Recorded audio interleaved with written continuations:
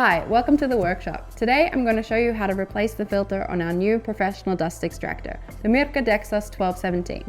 Now, before we get started, it's important to ensure that the dust extractor is powered off and unplugged from the electrical outlet.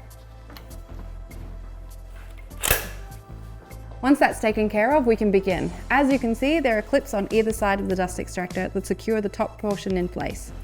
Lift these up to unclip them.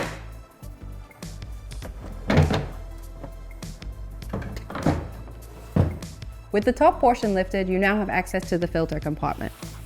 Carefully remove the old filter by twisting the filter fastening clips, being mindful of any dust and debris that may have accumulated.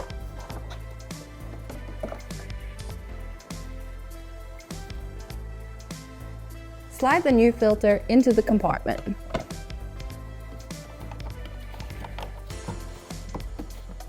Locking the filter fastening clips in place. And that's it! You've successfully replaced the filter on your dust extractor. Remember to dispose of the filter properly according to local regulations, and be sure to inspect and replace the filter regularly to maintain optimal performance. Thanks for watching, and stay tuned for more tips and tricks from the Mirka workshop.